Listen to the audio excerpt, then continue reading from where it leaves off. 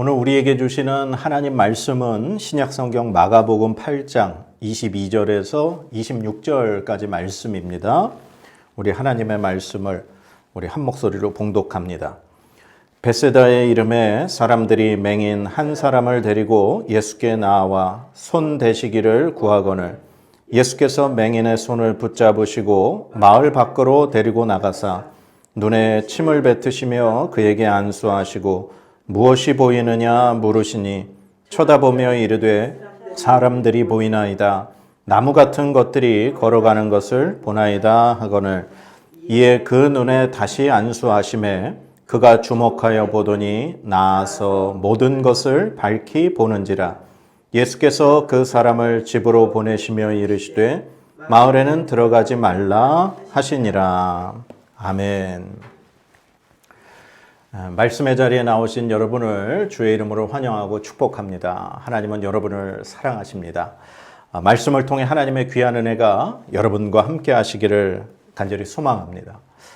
오늘 읽은 본문 말씀은 우리의 믿음에 굉장한 이렇게 흔들림을 만들어주는 그런 말씀입니다. 왜냐하면 예수님께서 앞을 보지 못하는 이제 성경에는 맹인, 오늘날의 표현으로는 이제 시각장애인이죠.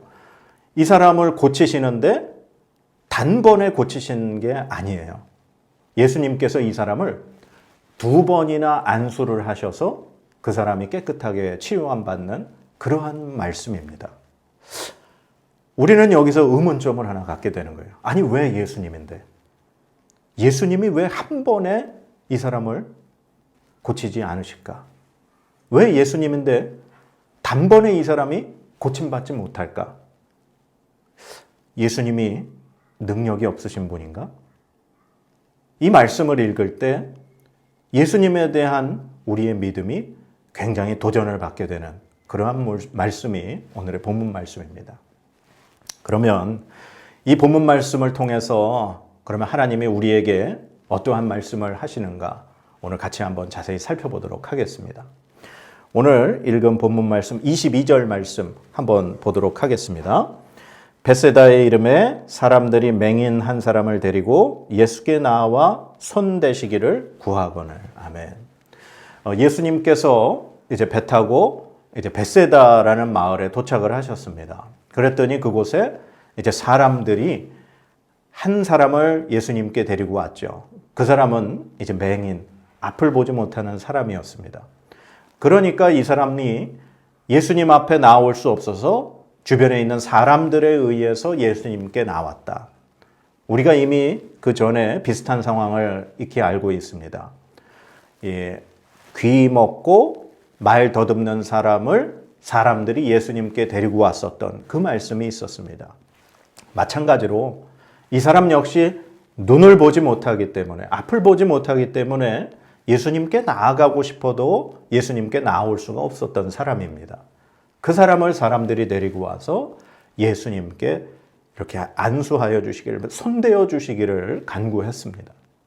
그런데 오늘 예수님께서 이 도착하신 지역이 벳세다라고 하는 이 지역입니다.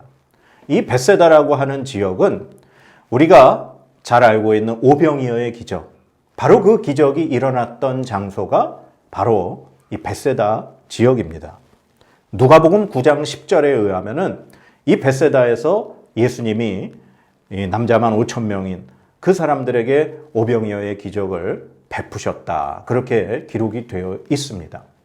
그런데 이 벳세다라고 하는 이 지역이 오병이어의 기적을 체험했고 예수님께서 이곳에서 수많은 기적을 일으키셨던 그런 장소라고 성경은 기록하고 있습니다. 그런데도 이 벳세다라고 하는 이 지역의 사람들은 예수님이 그렇게 수많은 기적을 일으키셨음에도 불구하고 변화받지 못하고 예수님 앞에 바로 서지 못하고 예수님을 제대로 믿지 못하는 그러한 장소로 성경에는 기록되어 있습니다. 마태복음 11장 21절 말씀에 보면 이렇게 기록이 되어 있습니다. 화 있을진저 고라시나 화 있을진저 벳세다야 너희에게 행한 모든 권능을 두로와 시돈에서 행하였더라면 그들이 벌써 베옷을 입고 제에 앉아 회개하였으리라. 아멘. 예수님께서 하신 말씀입니다. 예수님이 얼마나 이 벳세다 고을 사람들이 변화받지 못하고 회개하지 않았으면 화 있을진저 하시면서 그 고을을 향해서 예수님이 책망하고 계십니다. 내가 너희들에게 행한 이 권능을 두로와 시돈, 이방 지역입니다. 예수님이 이 행한 권능을 이방 지역에서 행하셨더라면 그 사람들이 벌써 다 베옷을 입고 회개했을 것이다라고 예수님이 그렇게 말씀하실 정도의 이 마을이 바로 벳세다라고 하는 지역입니다. 그래서 아마도 예수님께서 이 사람을 고치기 위해서 마을 밖으로 데리고 나가시고 그 다음에 예수님께서 이 사람을 완전히 치료하시고 난 이후에 이 맹인에게 하시는 말씀이 마을에 들어가지 말라. 그렇게 말씀하신 이유를 어떤 성경학자들은 이렇게 이야기합니다. 바로 이렇게 예수님께 책망을 받고 변화받지 못하는 이 고을을 예수님은 그곳에서 기적을 행하시기 원하지 않으셨고 이 회복되고 치료된 이 사람 역시 그 마을에 들어가서 예수님의 기적을 알리지 않기를 원하셨다. 그렇게 이렇게 얘기하는 학자들도 있습니다. 그만큼 이 벳세다라고 하는 이 지역은 이 예수님의 수많은 기적에도 불구하고 변화받지 못한 그런 마을의 대명사로 그렇게 지금 성경에는 기록되어 있습니다. 그래서 이곳에서 예수님께 찾아 나온 이 시각장애인을 데리고 예수님이 치료하러 다른 한적한 곳으로 마을 밖으로 나가시게 됩니다. 자, 본문 말씀 23절에서 25절까지의 말씀을 한번 읽어보겠습니다. 예수께서 맹인의 손을 붙잡으시고 마을 밖으로 데리고 나가서 눈에 침을 뱉으시며 그에게 안수하시고 무엇이 보이느냐 물으시니 쳐다보며 이르되 사람들이 보이나이다. 나무 같은 것들이 걸어가는 것을 보나이다 하거늘 이에 그 눈에 다시 안수하심에 그가 주목하여 보더니 나아서 모든 것을 밝히 보는지라. 아멘. 자, 이제 예수님께서 이 사람을 손을 붙잡고 마을 밖으로 데리고 나가셨습니다. 그리고 그곳에서 예수님께서 이제 치료를 하십니다. 아까 말씀드렸듯이 마을 밖으로 데리고 나가신 이유가 예수님께서 이 벳사다라고 하는 이 지역에서 정말 기적을 일으키시지 않고 싶으셔서 그렇게 나가셨다라고 이야기하는 사람들도 있습니다. 그러나 저는 이렇게 해석하고 싶습니다. 예수님께서 사람들을 치료하실 때 수많은 사람들 그 각각의 상황에 맞게 예수님이 치료하시는 모습을 우리가 볼 수 있었습니다. 마찬가지로 이 사람은 지금 앞을 보지 못하는 시각장애인입니다. 그러다 보니 이 사람에게 있어서 굉장히 발달된 것은 바로 듣는 부분입니다. 귀입니다. 예수님 주변에 수많은 사람들이 둘러싸여 있고 그 사람에게 예수님이 정말 이 집중을 하려면 예수님과 단둘이 예수님의 말씀만을 조용히 들을 수 있는 곳이 필요했던 겁니다. 많은 사람들이 그곳에서 떠들고 웅성웅성거리며 이야기하는 소리가 이 사람이 예수님께 집중하는데 분명히 방해가 될 수 있습니다. 그래서 예수님은 이 사람을 따로 데리고 한적한 마을 밖에 데리고 나가셔서 온전히 이 사람이 예수님의 음성에만 집중하여 예수님의 치료를 경험할 수 있도록 예수님이 데리고 나가셨다. 그렇게 생각하고 싶습니다. 그렇게 해서 예수님이 그곳에 데리고 나가셔서 이 사람에게 침을 뱉어 눈에 바르시고 눈에다 안수하시면서 예수님이 무엇이 보이느냐 물으십니다. 자, 여기서 이제 침을 뱉으셨다라고 하는 표현은 이제 우리가 이해할 수 있습니다. 왜냐하면 이 예수님 당시에 사람의 침이라고 하는 것이 사람을 치료할 때 쓰이는 그러한 물질로 당시에 인정이 됐다라는 것을 우리가 그 전에 말씀을 통해 들었기 때문에 이 예수님께서 침을 그 사람의 눈에 뱉으셨다라고 하는 것은 예수님이 그 사람을 치료하시는 지금 행위를 하고 계신다라고 하는 사실입니다. 그렇게 해서 예수님이 처음에 안수를 하시고 나서 물어보셨습니다. 무엇이 보이느냐? 그랬더니 이 사람이 대답하기를 나무 같은 그런 사람들이 보이는데 이들 움직이는 것이 보입니다. 그러니까 이 사람은 지금 정확하게 보이지는 않는다는 것입니다. 보긴 보는데 명확한 그런 물체를 볼 수 없다라고 하는 거죠. 그리고 또 한 가지 알 수 있는 사실은 이 사람이 지금 사람이라는 존재도 알 수 있고 나무라고 하는 그런 물체도 알 수 있다라고 하는 것은 이 사람이 처음 태어났을 때부터 시각장애인으로 태어난 건 아니라는 사실입니다. 사람이라는 존재도 알 수 있고 나무라고 하는 것도 알 수 있는 이 상황을 보면 이 사람이 어떤 시기쯤에 중간에 앞을 보지 못하는 사람이 되었다라고 하는 그러한 사실이죠. 어쨌거나 예수님께서 이 사람에게 처음 안수를 하셨을 때 이 사람은 명확하게 사람을 보지 못하고 사람들이 움직이는 모습이 마치 나무가 움직이는 것 같은 그런 모습을 보았다. 그렇게 고백을 하는 거예요. 그러자 그때 예수님께서 다시 그의 눈에 안수를 하십니다. 2번 안수를 하시고 났더니 그제서야 그 사람이 밝히 모든 것을 보게 되었다라고 하는 사실입니다. 자, 그러면 예수님께서 왜? 예수님인데 왜? 2번씩이나 이 사람을 안수를 하시는 그런 모습을 보이실까요? 예수님이라면, 우리가 알고 있는 예수님이라면 말씀만으로도 그 사람을 고치실 수 있어야 합니다. 예수님이라면 단 한 번의 안수만으로 그 사람을 치료하셔야 하는 것이 예수님입니다. 우리가 알고 있는 예수님이라면. 근데 왜 예수님이 2번씩이나 그 사람에게 안수를 하셨을까? 예수님의 능력이 부족한 건가? 아니면 혹자는 이렇게 이야기합니다. 이 앞을 보지 못하는 사람의 믿음이 부족했기 때문입니다. 라고. 그럼 과연 이 사람의 믿음이 부족해서 예수님이 2번이나 그렇게 안수를 하셔야 했던 걸까요? 만약에 우리가 어떤 마음의 소원을 가지고 예수님 앞에, 하나님 앞에 간절히 기도를 하는데 그 기도가 응답이 되지 않아요. 우리는 그것을 대체로 우리의 믿음 없음으로 그렇게 돌립니다. 우리의 믿음 없음이 예수님의, 하나님의 그 기도의 응답이 이루어지지 않으므로 우리는 그렇게 답을 정해버리고 맙니다. 여기서 그러면 문제를, 질문을 한번 바꾸어서 한번 던져보겠습니다. 예수님이면 꼭 한 번에 안수를 하셔서 고치셔야 할까요? 예수님이면 2번 안수해서 고치시면 안 되는 걸까요? 마치 예수님이 한 번에 안수해서 고쳐야만 한다는 것은 우리가 가지고 있는 편견 아닌가요? 우리는 예수님이라면 한 번에 뭔가를 이루어 주셔야 한다라고 생각하고 있습니다. 그것은 우리들의 생각일 뿐입니다. 예수님은 2번 안수를 통해서 이 사람을 고치신 데는 반드시 예수님의 뜻이 있다는 사실입니다.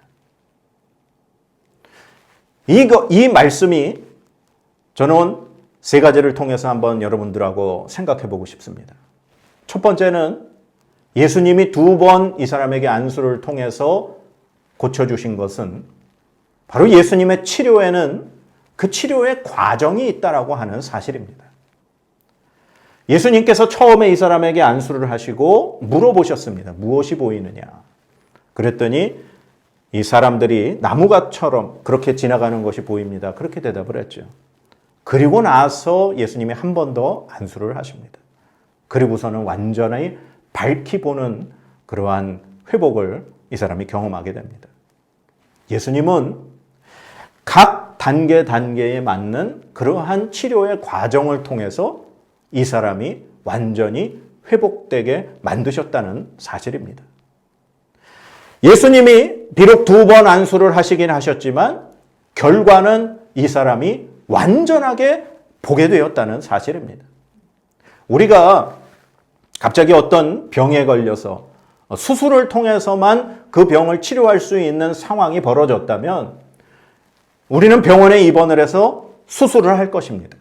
그러면 수술을 했다고 우리가 바로 수술한 다음 날 우리의 모든 생활이 완벽하게 예전과 같은 생활로 그렇게 우리가 돌아오나요? 그렇지 않습니다. 우리가 수술이라는 것을 했으면 그 수술을 하고 난 뒤에 회복의 과정이 필요하고 재활의 과정이 필요한 것입니다. 마찬가지로 어떠한 상황이냐, 어떠한 사람이냐에 따라서 예수님께서 우리를 치료해 주시는 과정이 반드시 필요하다라고 하는 사실을 오늘 예수님은 이 두 번의 안수를 통해서 이 사람을 고쳐주신 그것을 우리에게 가르쳐 주시고 계시다는 사실입니다. 그리고 두 번째, 예수님께서 이 두 번의 안수를 통해서 이 사람을 고쳐주신 것은 바로 제자들에게 말씀하시는 간접적인 그런 말씀입니다. 우리가 오늘 이 지금 시각장애인을 고치기 전에 예수님께서 배 타고 이곳에 베세다에 오시기 전에 배 안에서 예수님의 제자들과 대화를 하셨던 장면이 있습니다. 예수님께서 제자들을 향해서 바리새인과 헤롯의 누룩을 주의하라 그렇게 말씀하셨더니 이 제자들은 자기들이 떡을 준비 안 했음을 인하여서 예수님이 말씀하시는 줄 알고 예수님의 말씀의 뜻을 제대로 알지 못했습니다. 그랬더니 예수님께서 제자들을 향해서 너희가 둔하냐? 너희가 그렇게 깨닫지 못하냐? 눈이 있어도 보지 못하냐? 너희들이 왜 기억하지 못하냐? 하면서 예수님께서 제자들을 향해서 정말 책망하시는 그 말씀을 예수님은 분명히 제자들에게 하셨습니다.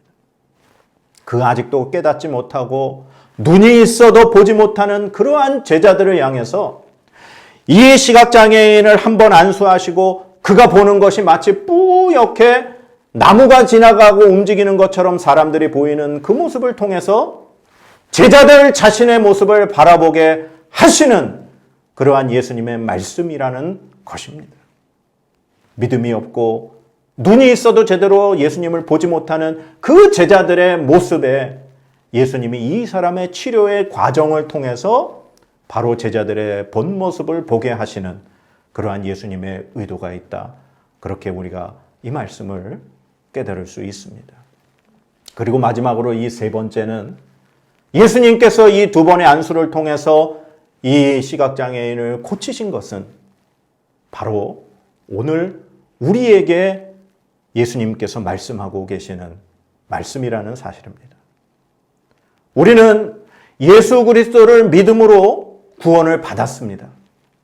그러나 우리는 그 구원의 완성을 이루어 가기 위해서 하루하루 우리의 믿음을 지켜내고 하나님의 말씀으로 하나님과 동행하며 그렇게 살아가야 하는 것이 우리 그리스도인의 삶의 자세입니다.